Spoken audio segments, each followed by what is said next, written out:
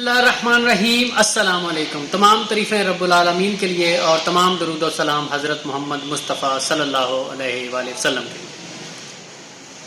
پورا پاکستان ڈوب چکا ہے، پورا سینٹرل پنجاب اور پورا جنوبی پنجاب اور اب سندھ کی باری ہے، سب کچھ ڈوب چکا ہے، لیکن ہمارے حکمران جو ہیں انہیں فوٹو سیشن سے فرصت نہیں ہے۔ اب ساتھ ساتھ میں آپ کو فوٹیجز بھی دکھاؤں گا کہ آج اعظم نذیر طاہر صاحب جو وفاقی وزیر قانون ہیں وہ ایک جگہ پہنچے ہیں سلام متاثرین کی داد رسی کے لیے، اور نیچے جناب کارپٹ بچھا کے ان کو پروٹوکول دیا جا رہا ہے۔ آپ خود اندازہ کریں کہ کس طرح کی جاہل بیوروکریسی ہے ہماری، جو سیاستدانوں کے فل کہہ لیں کہ ٹی سی کر کے رکھتی ہے۔ تو دوسری طرف علیم خان صاحب پاک ویو سوسائٹی والے، اب پہلے تو یہ کہا گیا کہ جی بالکل کچھ نہیں ہوا، سب کچھ A1 ہے، لیکن ابھی جو آپ 7 فوٹیجز دیکھ رہے ہیں یہ پارک ویو سوسائٹی کی ہے۔ ذرا اندازہ کریں کہ اس شخص پہ کیا گزرتی ہوگی جس نے اپنی ساری زندگی لگا کے پیسہ اکٹھا کیا اور ایک مکان بنایا تاکہ اس کے بچے سکون سے رہیں، اب وہ بھی ختم ہو گیا، فنا ہو گیا۔ تو اب سوشل میڈیا پہ بھرپور تنقید کی جا رہی ہے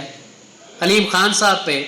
جنہیں 7000 ایکڑ مبینہ طور پہ اراضی جو ہے وہ ایکسٹرا الاٹ کی گئی جب رجیم چینج ہوا۔ اس کے بعد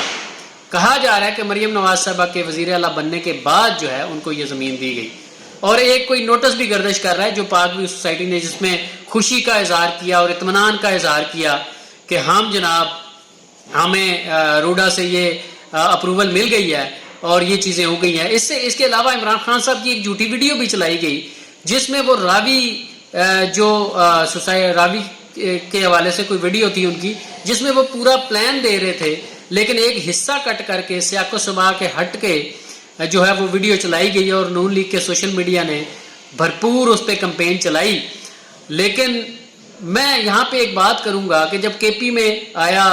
سیلاب تو نون لیگ کی سوشل میڈیا نے بھرپور تنقید کی اور کہا کہ دیکھیں جی نااہل ہیں، نکمے ہیں، کچھ کر نہیں سکتے،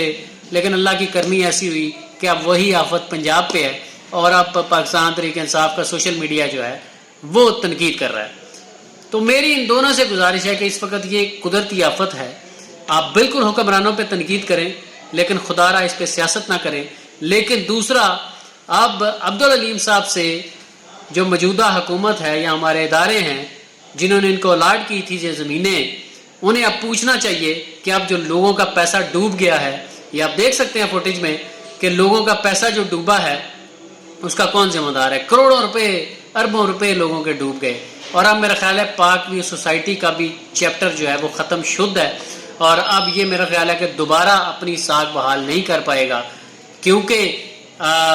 انہوں نے اربوں روپے کمائے اور اب غریب کی جمع پونجی جو ہے یہ دریا برد ہو چکی ہے۔ کھمبے، نالے، گاڑیاں، مکان، 2-2 3-3 4-4 منزلہ مکان جو ہیں وہ تباہ ہوئے پڑے ہیں، ڈوبے پڑے ہیں پانی میں۔